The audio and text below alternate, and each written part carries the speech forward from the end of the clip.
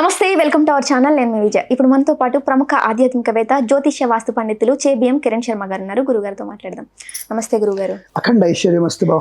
గురుగారు, రీసెంట్గా జరుగుతున్న సిచ్యువేషన్స్ చూస్తుంటే ప్రయాణాలు చేయాలంటేనే భయం వేస్తుంది. వరుసగా బస్సు యాక్సిడెంట్స్ అవుతున్నాయి.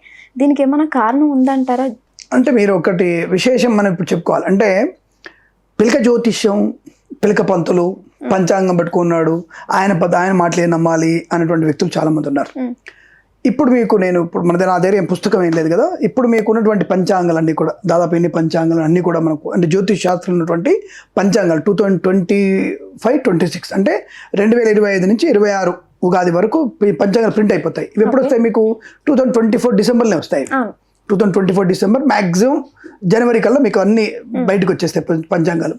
అటువంటి పంచాంగాల్లో మీరు స్పష్టంగా చూసుకోండి, విపత్తులు ఎక్కువగా ఉంటాయి స్పష్టంగా చెప్పబడింది. ఎటువంటి విపత్తులు? జల విపత్తులు ఎక్కువ ఉంటాయని చెప్పబడింది, అకాల మరణాలు ఉంటాయని చెప్పబడింది, అనవసరమైనటువంటి అనారోగ్య స్థితి చెప్పబడింది. అలాగే మనకి బంగారం సంబంధించినటువంటి విలువైనటువంటి వస్తువుల ధరలు తగ్గడం ఎక్కడం కూడా దాని స్పష్టంగా చెప్పబడింది. ఇది మేము ఇప్పుడు ఏమైనా ఈ ప్రమాదాలు జరిగిన తర్వాత మేము చెప్తున్నాం, దీని విషయంలో చెప్పడం లేదు. కానీ ఆ పంచాంగం ఏముంటుంది? ఆ రేవంత్ రెడ్డి, చంద్రబాబు నాయుడు ఇలాంటి వాళ్ళు ముఖ్యమంత్రి అందరూ కూడా వచ్చేసి పంచాంగ శ్రవణం కూర్చొని నరేంద్ర మోడీ గారు పంచాంగ శ్రవణం వినేసి వెళ్ళిపోతారు అంతవరకు. అరే పంచాంగాలు ఏం చెప్పబడింది, దాన్ని మనం జాగ్రత్తగా పాటిద్దామా వద్దా అనేది వీళ్ళకి అవసరం లేదు. అంటే ఎక్కడికక్కడ ఎలక్షన్స్ వచ్చేప్పటికి పబ్బం గడుపుకోవడానికి ఆటోపీలు పెట్టుకొని ఈ చర్చిలకు వెళ్ళి ఈ దేవాలయాలకు వెళ్ళి అనవసరమైనటువంటి ప్రేలాపలు తప్ప ఆ పంచాంగాలు చెప్పిన విషయాన్ని అవగతం చేసుకున్న వాళ్ళు దాన్ని ఫాలో అయ్యేవాళ్ళు ఎవరు లేడు. అదే సైంటిస్ట్ చేస్తే చెప్పగానే దాని గురించి ఫాలో అవుతాడు. అలాగే మనకి 2020లో వచ్చినటువంటి కరోనా సంబంధించిన వ్యాధి గురించి కూడా నేను చాలాసార్లు మీకు ఇట్లా డిబేట్లో చెప్పాను. నేను మీకు 2020 ఆంధ్రభూమి పంచాంగం అలా దాంట్లో బిజుమళ్ళ సిద్ధాంతి గారు ఉన్నాడు, ఆయన స్పష్టంగా చెప్పాడు, ఇది మీకు ఈ రకమైనటువంటి క్రిమి వల్ల ప్రమాదం, ప్రపంచానికి ప్రమాదం వచ్చే అవకాశాన్ని అండర్లైన్ చేసి స్పష్టంగా చెప్పాడు. మరి దాన్ని ఎందుకు అందరు తీసుకోలేదు దాన్ని? అంటే మీకు ఏమైనా సరే విదేశీయులు కనుక గట్టిగా చెప్తే నమ్ముతారు. స్వదేశీయులు తెలుగు వాళ్ళు చెప్పినటువంటి విషయాన్ని మీరు గమనించే ప్రకారం దాని గురించి జాగ్రత్త తీసుకున్నటువంటి జ్ఞానం అయితే మీకు లేదు. అలాగే ఈ యొక్క విశ్వావసునామ సంవత్సరంలో అనేకమైనటువంటి ఇబ్బందులు. ఇప్పుడు మీకు ఎప్పుడైనా వాతావరణ శాఖ వాళ్ళు మొన్న వచ్చినటువంటి తుఫాను గురించి 5 రోజుల ముందు తప్ప మీకు 1 మంత్ ముందు తుఫాను గురించి హెచ్చరిక చేశారా? ఎవరైనా కామెంట్ ఒకవేళ తెలిసినట్టయితే కామెంట్ చేయండి. ఈ మొన్న జరిగిన 2 తుఫాన్లు వచ్చాయి మనకి. ఆ తుఫాన్లు ఈ నెలలో కూడా మళ్ళీ ఒక తుఫాను ఉందని సూచించబడుతుంది. రేపు వచ్చేటువంటి డిసెంబర్లో తుఫాన్ ఉంది, సూచిస్తున్నాం ఇప్పుడే మేము. తుఫాన్ వచ్చే అవకాశం ఉంది. మన జరిగినటువంటి 2 తుఫాన్లు కూడా ఎప్పుడన్నా వస్తాయని చెప్పేసి ప్రభుత్వం వారు మీకు ఏమైనా వాతావరణ శాఖ వారు 1 మంత్ ముందు మీకు చెప్పినటువంటి దాఖలు ఉంటే కింద కామెంట్ చేయండి, నేను ఇన్ఫర్మేషన్ సమాధానం ఇస్తాను. మరి ఇదే తుఫాన్లు వచ్చే విషయాన్ని పంచాంగంలో 2024 డిసెంబర్లో చెప్పబడింది. ఏ ఒక్కరైనా సరే ఈ యొక్క బాగానే బులియన్ మార్కెట్ గురించి, షేర్ మార్కెట్ గురించి బాగా ప్రావీణ్య వ్యక్తులందరూ కూడా మీకు బంగారం ధర గురించి చెప్పిన దాఖలాలు మీకు ఎక్కడ ఉన్నాయా? బంగారం ఈ విధంగా పెరుగుతుందని, అలాగే మీకు షేర్ మార్కెట్లో ఇంతవరకు సెన్సెక్స్ చేరుకుంటుందని, నిఫ్టీ ఇంతవరకు వస్తుందని ఎవరు మీకు చెప్పిన వాళ్ళు మీకు ఎవరైనా ఉన్నారా? లేరు.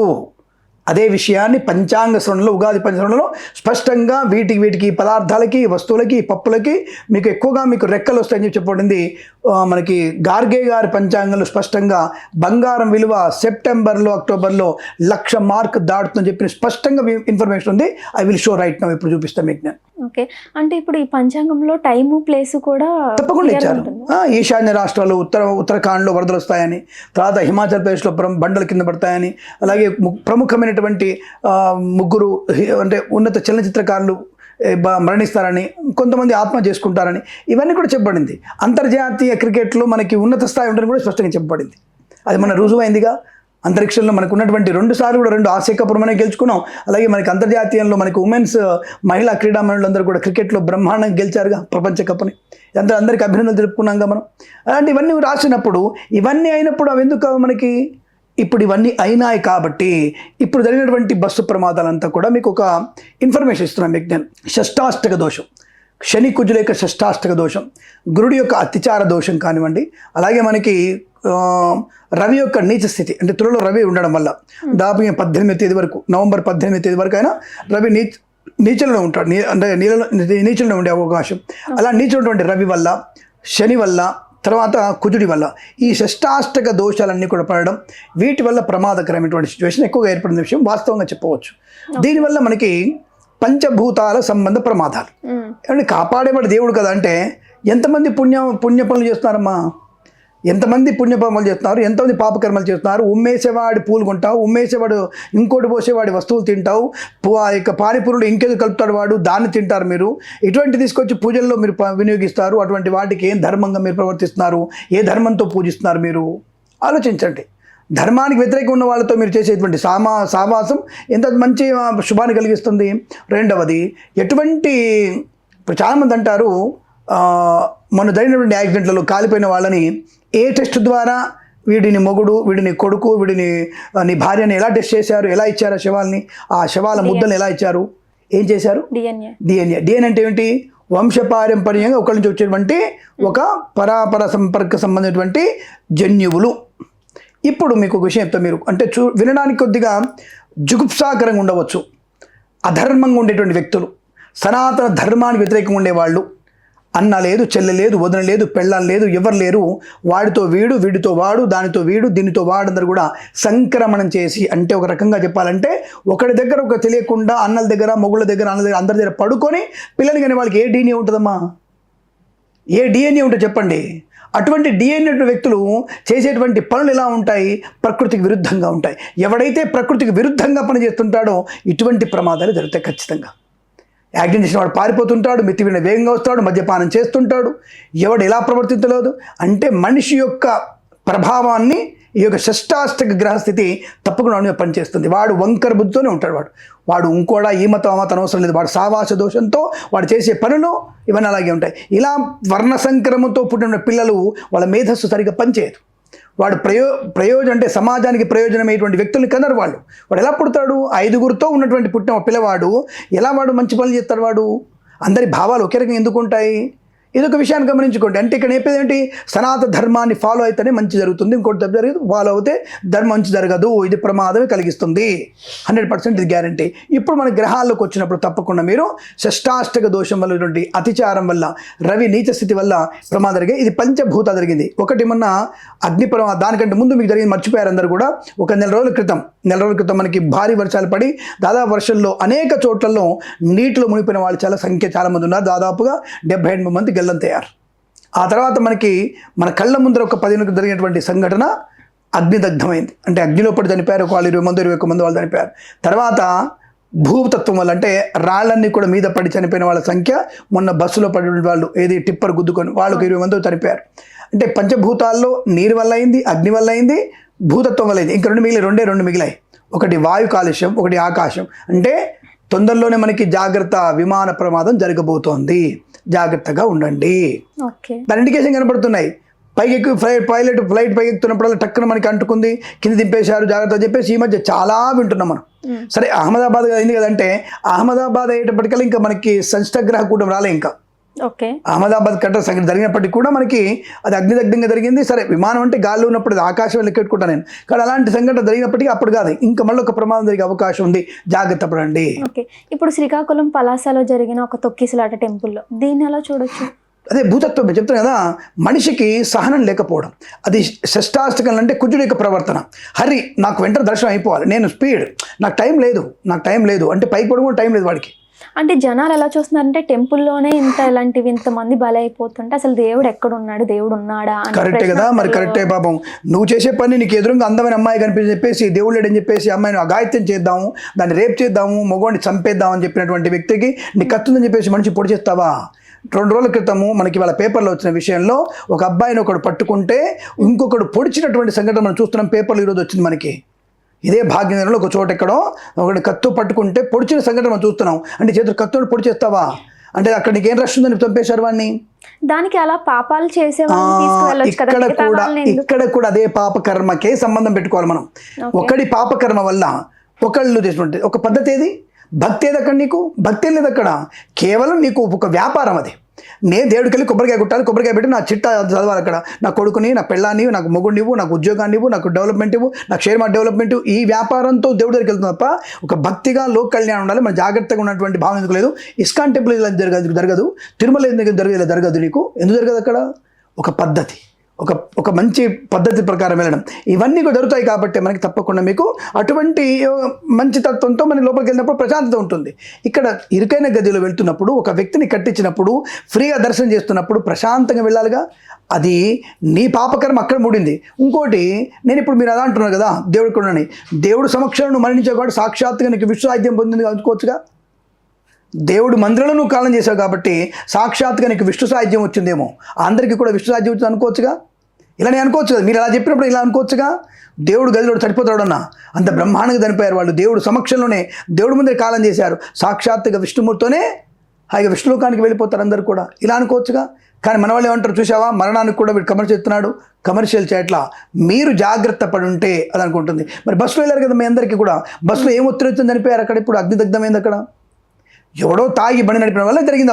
ఒక్కడు తాగి బండి నడపడం వల్ల ఆ బండి వల్ల అగ్నిదగ్ధమైంది. ఒక్కడు బండి తాగి వాడు స్పీడ్గా టిప్పర్ నడపడం వల్ల, ఆ బస్సోడు స్పీడ్ నడపడం వల్ల 2 యాక్సిడెంట్ అయితే 30 మందికి 20 మందికి మరణానికి కారకులయ్యారు మీరు. ఇదంతా ఎవరి కర్మ? గుళ్ళో అంటే ఒత్తిడి అన్నావు, గుళ్ళో దేవుడు కనపడలేదు, మరి ఇక్కడ ఎవడు కనపడాలి? ఇక్కడ నీకు గుళ్ళో దేవుడు కనపడక్కల్లా, ఎక్కడ నీకు మరణం వస్తుంది రాసేస్తాడు ఆల్రెడీ. నువ్వు జాగ్రత్త పడమని చెప్తాడు. నువ్వు బయలుదేరి, అందుకే సదా నీకు భగవన్నామస్మరణ, సదా నువ్వు జాగ్రత్తలను వెళ్తున్నప్పుడు ఒక్కసారి నమస్కారం నాయన జాగ్రత్త వెళ్తున్నాను అని ఇంట్లో చెప్పి రావడం, జాగ్రత్తగా కూడా చెప్పడానికి వల్ల ప్రయోజనం చేయాలి. అలా చాలామంది చెప్పుంటారు కండి, చెప్పున్న వాళ్ళు కూడా చనిపోయారు కదంటే సావాస దోషం. దానికి ఒక కథ మన దాంట్లో చెప్పాను అనుకుంటా. ఒకసారి మనకి ఇలాగే బస్సు గురించే కథ ఉంది ఒకటి, అది నిజంగానే కాదు కానీ నిజంగా జరిగిందో లేదో కానీ కథ ప్రాచుర్యంలో ఉంది.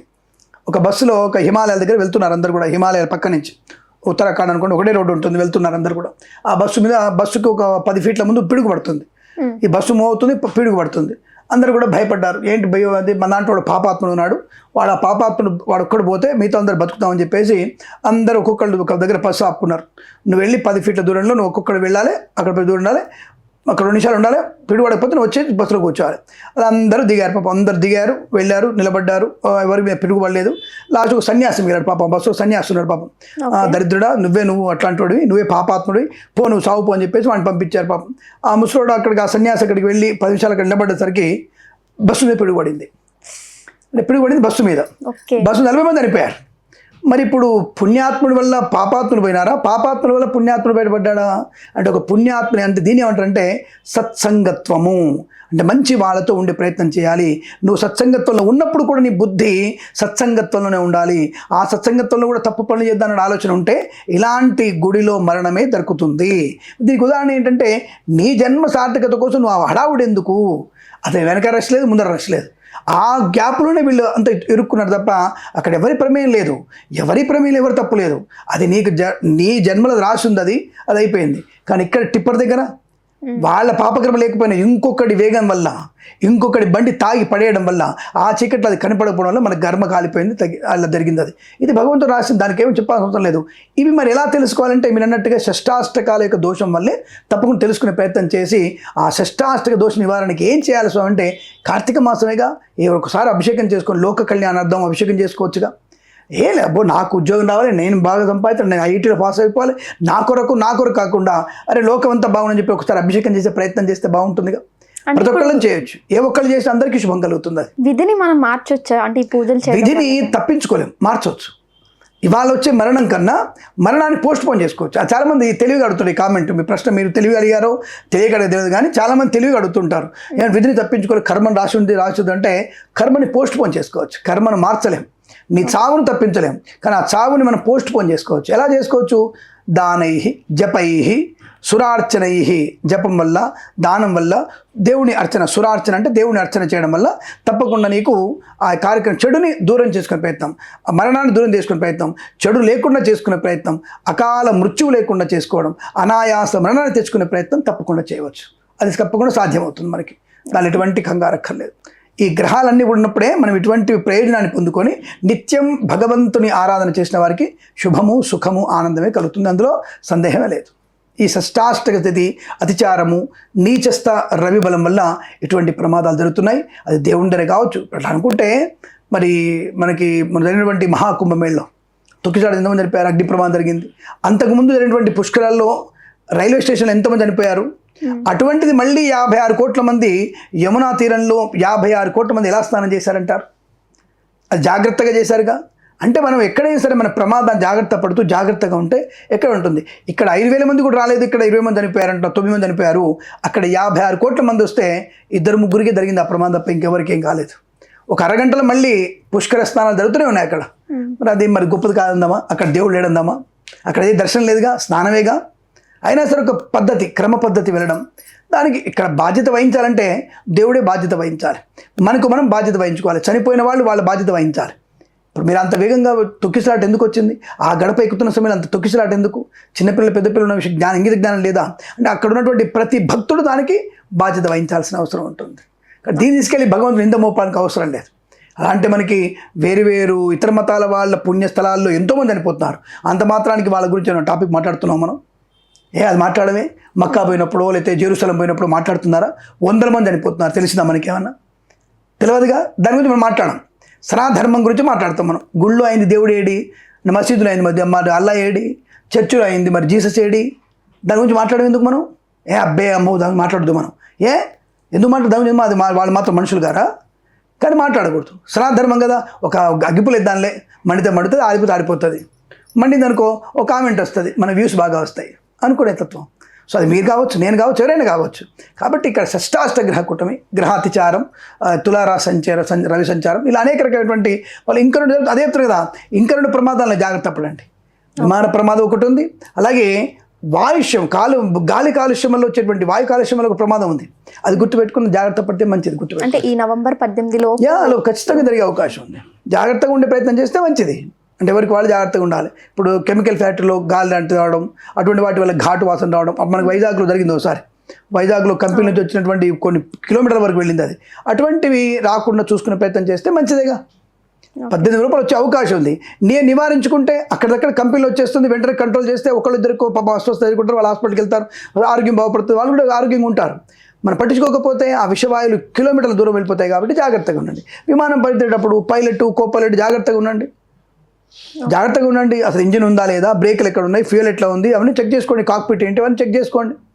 అంటే మనం చెప్పడం వరకే మన బాధ్యత. నేను పైలట్ అయితే నేను జాగ్రత్త తీసుకుంటాను. నేను పైలట్ కాదు కాబట్టి మీరు జాగ్రత్త తీసుకోవాలి. కెమికల్ ఫ్యాక్టరీ నాది కాదు కాబట్టి నేను జాగ్రత్తలు చెప్తున్నాను. నాదైతే జాగ్రత్త తీసుకుంటాను నేను. కాబట్టి ఇది గమనించుకొని జాగ్రత్తగా ఉంటే పంచభూతాల ప్రమాదం అనేది జరగకుండా మిగతా 2 కాపాడుకునే ప్రయత్నం మనం చేయవచ్చు. అది 18 నవంబర్ లోపలే ఉంది. జాగ్రత్త అంటే ఇప్పుడు జాగ్రత్తలు తీసుకోవడం మంచిదా, లేదంటే ఆ పనులు ఆపుకోవడం అప్పటి వరకు నవంబర్ 18 వరకు ఇలా ప్రయాణాలు చేసేవాళ్ళు ఆగిపోతే బెటర్ అంటారా? అంటే ఇప్పుడు కొన్నిసార్లు మీరు ఇందాక అన్నట్టు విధిని మార్చలేము అని కొంతమంది గట్టిగా నమ్ముతారు. ఇప్పుడు ఎంత జాగ్రత్తలు తీసుకున్నా మనం చాలా కేసెస్ చూస్తున్నాం, ప్రమాదాలు జరగాల్సినవి జరిగిపోతున్నాయి. దాన్ని ఎలా చూడొచ్చు మరి? రైట్. మీకు ఇప్పుడు జరిగిన యాక్సిడెంట్లో చెప్తాను. మీకు ఇప్పుడు జరిగిన యాక్సిడెంట్లోనే బతికి బయటపడ్డ వాళ్ళ కర్మ అదే కదా. విధిలో అందరూ తెచ్చుకోవాలి కదా. కాలిన బస్సులోంచి ఏ గాయం లేకుండా 13 మంది బయటకు వచ్చేసారు. అలాగే మన జరిగినటువంటి బస్సు ప్రమాదంలో ఏ ప్రమాదం లేకుండా 18 మంది బయటకు వచ్చేసారు. సగం వరకు కూడుకుపోయి, కంకరలో కూడుకుపోయి సగం వరకు బాడీ సగం బయటకున్నట్టు ఇద్దరు అమ్మాయిలు, ఒక పెద్దావిడ, ఒక అమ్మాయి, ఇద్దరు బయటికి బాగానే వచ్చేసారు. సరే కాళ్ళకు కొద్ది ఇబ్బంది అయింది కానీ బ్రహ్మాండంగా వాళ్ళు బయటకు వచ్చేసారు. మరి వాళ్ళ గురించి ఏమైనా మాట్లాడదాం? విధిని ఎదిరించినట్ట వాళ్ళు విధితో వాళ్ళు కొద్దిగా టచ్ అయ్యి మళ్ళీ వాళ్ళు చేసిన పుణ్యకర్మ వల్ల బయటకు వచ్చేసారు. దానికి ఇప్పుడు ప్రివెన్షన్ బెటర్ దెన్ క్యూర్. మనం జాగ్రత్త పడి చెప్పే ఇప్పుడు ఆఫీస్కి వెళ్ళేవాళ్ళు రోజు ట్రైన్ చేస్తే ఆఫీస్కి వెళ్తాడు. తెలంగాణ నుంచి ఆంధ్రకి వెళ్తారు, ఆంధ్ర తెలంగాణకు వస్తున్నారు, రోజు వ్యాపారంకి అయితే వచ్చుతున్నారు. వాళ్ళందరినీ ఆపుకోమని చెప్దామా? మరి వాడి వృత్తి, వాడి భుక్తి నడుస్తుంది. నవంబర్ 18 వరకు కూర్చుంటే వాడికి అప్పులు పెరిగిపోతాయి వాడికి. సో కాబట్టి వాళ్ళ పని వాళ్ళు చేసుకోవాలి. చేసుకుంటున్నప్పుడు భగవన్ నామస్మరణ చేసుకుంటూ ఉండండి. జాగ్రత్తగా ఉండండి. బండి 120 ఎక్కర్లేదు, 70లో వెళ్దాం. ధూమపానం చేయకండి, మందు కొట్టకండి. ఇది ప్రివెన్షన్ కాదా? నేను 4 పెగ్గులు వేసుకోవాలి. 4 పెగ్గులు వేసుకుంటాను, బండి నడిపోతుంది, నడపరాదు నాకు. 4 పెగ్గులు వేసుకుంటే 4 కోట్ల దూరం వెళ్ళిపోతావు, 4 కోట్ల కిలోమీటర్ వెళ్ళిపోతావు. ఎక్కడది? యమపూరి అంటారు దాన్ని. యమపూరికి వెళ్ళిపోతావు. నీతో పాటు నువ్వు ఒక్కడు వెళ్ళకుండా నీతో పాటు రాక్షసుడిలాగా 10 మంది తీసుకొని వెళ్ళిపోతున్నావు. కాబట్టి మందు కొట్టకు. దీనికి ఎవరు తీసుకోవాలి?